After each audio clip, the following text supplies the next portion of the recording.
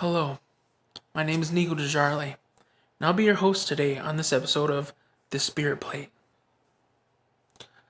Today's guest is a special one. It's a close friend of mine. His name is Michael. And on this episode of The Spirit Plate, he's going to tell us two very interesting stories. Are they true? Or is this all bullshit? I'm joking. What's going on, guys? Today I have my friend Michael on the show. He is going to be making us his version of Tater Tot hot dish. Pretty common Midwestern dish. And it's kind of almost exclusive to Midwestern. I remember growing up, I think everyone I know had Tater Tot hot dish. You know, you go to a friend's house. Hey, what's your mom making for dinner? Tater Tot hot dish. Hells yeah. And then, then I, start playing online and I would have friends in the coast, and I tell them what we're having for dinner, and they're like, "Tater tot hot dish, what is that? That sounds disgusting." And I'm like, I mean, yeah, it does, but it doesn't taste disgusting, So it's a very Midwestern thing. So he's gonna make us his version of it. Also, he's gonna tell us a couple stories. So I hope you enjoy. I will leave the ingredients down in the description of the video. Thank you. I'll see you at the end. We're making tater tot hot dish today. We're just with our diced onions, ground beef, frozen tater tots, the green beans, Worcestershire sauce, some cream of mushrooms, some garlic, and some shredded cheese. It's a old family dish that every family gathering I used to go to. It's always my favorite. So we're just gonna start by cooking the meat. So yeah, besides spaghetti, macaroni and cheese, goulash, those were always fed to us. So every family gathering, this is always my favorite dish. Okay, so now that we browned our meat, we're just gonna add the onions. We're gonna have to brown them. Maybe about 4 or 5 minutes. All right, now put in the seasoning next. Just a tablespoon of Worcestershire sauce. People use. Okay. We just added in some tablespoon of Worcestershire sauce. Gonna add in some of the other ingredients, just use up the rest of this garlic. I'm just gonna eyeball the salt and pepper. I'm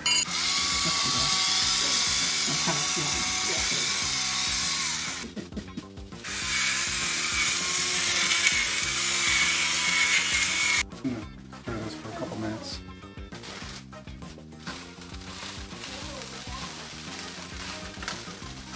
All right, now we're going to transfer this all over to the tray and evenly spread it. Just dump it all in there.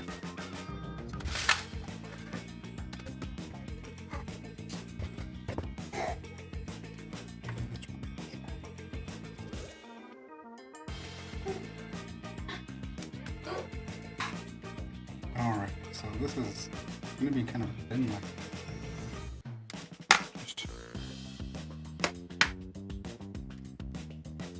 And just evenly spread this.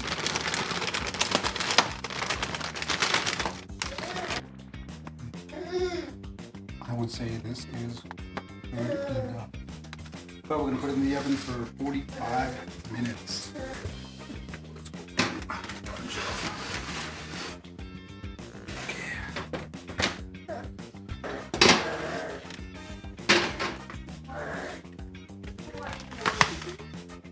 Nice and warm.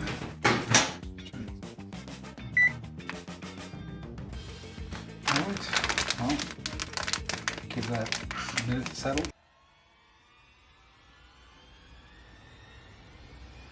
I was working as a security guard. It was a graveyard, and we had 3 of us on. I was acting supervisor, and we had a new lady who was just watching the gaming floor. Me and my second were on the podium. She wasn't here. The other lady was sort of in front of me, and we were trying to decide, what are we going to do for tonight? Operations. Mm-hmm. And I was looking at Rita, and all of a sudden it's like somebody did that to my face again. Like, it happened when I was a kid, and I was like, oh, looked at it, but this time it was like somebody went, and I saw Renita's head turned right away, and I saw her. I was like, did you see something? And she is like, yeah, it's like something went by. And Jane, she was the older lady watching, and she she said, yeah, there was an old man who she was really tired too. She was her first time at graveyard. She was like not used to the shift. It's like 4 in the morning. Mm-hmm. So she said, yeah, there was an old man. He was playing on the machines.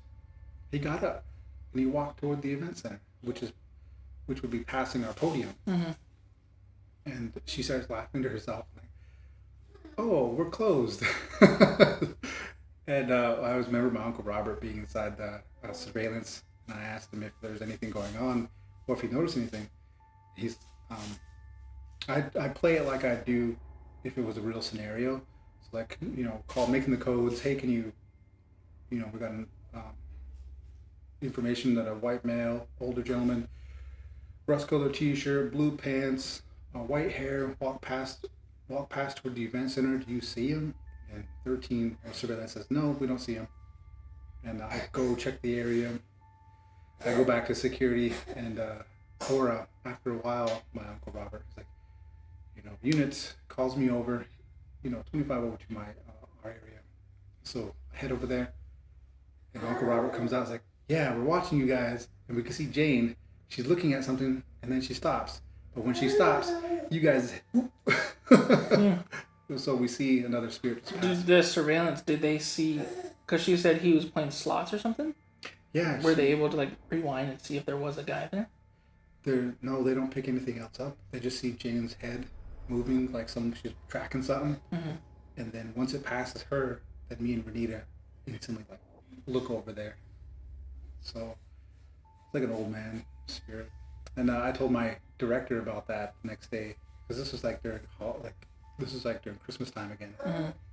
Odd that both of them kind of occurred around Christmas time. But our director, I always remember Milo just saying, yeah, we usually have the medicine man come around this time. He's gonna smoke your place.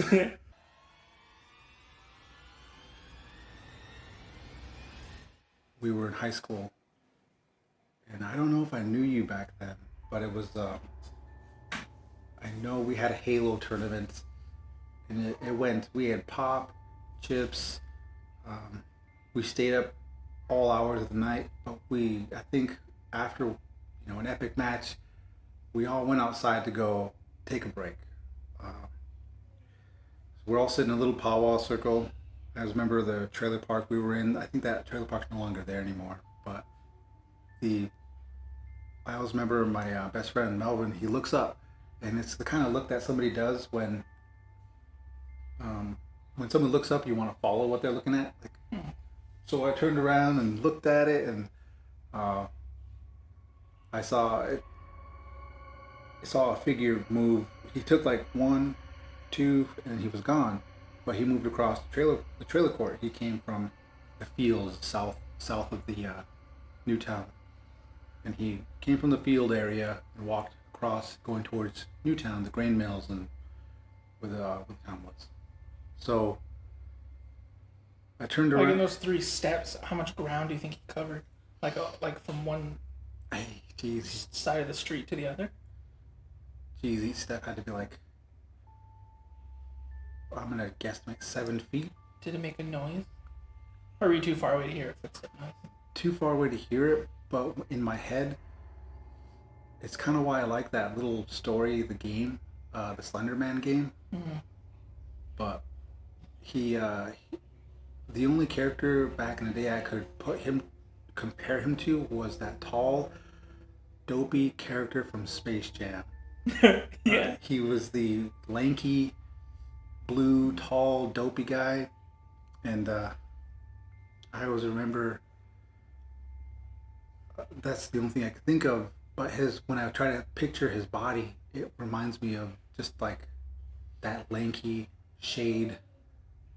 The lights were those street lights, so they're orange. You can hardly tell like it's the exact skin color, but it was a dark or grayish silhouette. Mm-hmm. And he was taller than all the trailers. He was almost as tall as the light posts, but he was shorter than the tree line, because the tree line's like really high. And I always remember turning towards Melvin and asking him, because I didn't want to make it apparent, like, oh, I saw a spirit. Yeah. I was like, I looked at him because I always want to make sure if he saw it, because, yeah. And to this day, I always remember telling the story to him too, and he's old man Melvin right now. He says he can vaguely remember that night, but he said I described the situation to him. I was like, "Did you see something?" He says, "Yes, I saw something." What did it look like to you? It was very tall. I was like, "Yeah, I saw the same thing." Yeah. And I always remember another friend of ours facing the same way. So it was three of us who saw it, and then the other three didn't see it. Mm-hmm. But I had the bright idea to go chase it, because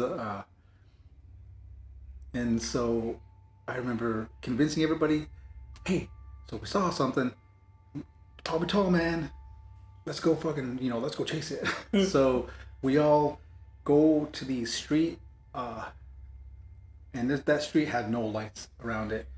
We go to the street behind the trailer courts towards the new town, and we run behind the whole thing. And in the distance, I remember seeing this one white dot. It was like very at the east end. So we came from the west side of the trailer court, and we ran toward the east side.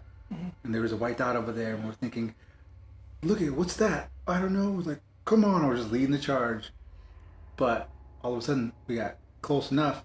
That white dot stopped, and I think we scared the shit out of that person, because it was some dude walking by himself with a white shirt on, and the weird thing is, like, so it happened. We discussed it.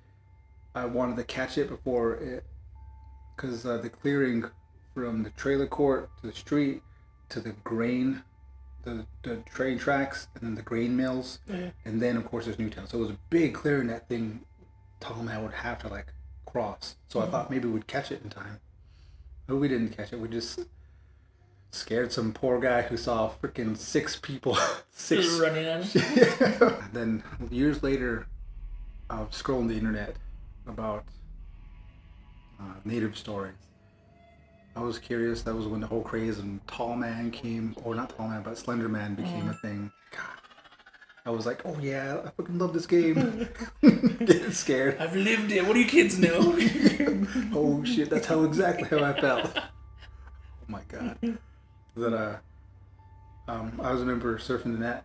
I was on my app, Imager, and I happened to come across this. Somebody put a compilation of stories together, and native lore, and in it they had tall man in there. So from what they described tall man being was they described him as being like a collector of suicide victims. And so that's when I saw that, I was like, what? And I just thought tall man was like the Yeti in the village or in Newtown. Yeah, you see him, and then my current job, I got to talk about these stories with one of the police officers that worked over there, Mr. Kruger, and I recounted the story with him. He was sharing some, because in my current job, he's one of our tenants, and he ends up telling me about asking about ghost stories, and we get into tall man, and he says, yeah. During that year, their suicide rate ended up on the rise, and it was so bizarre thinking, okay, now that I know I've been given an idea of what the spirit is, what he does, and then during that time frame, we were kids. I think it was Halo 2. That was like what? 2004, 2005 for Halo 2. Yeah. And retired Officer Kruger says, yep. Suicide rates were on the rise back then. And so I was like, man, it's bizarre to think tall man came in for someone. It's like, and why would we see him? Alright guys, that is the end of the episode. As always, there's going to be the ingredients in the description of the video in case you want to make this version of Tater Tot hot dish. Thank you guys so much for watching this video. Please, if you liked it, give a thumbs up. Subscribe to the page if you're not subscribed.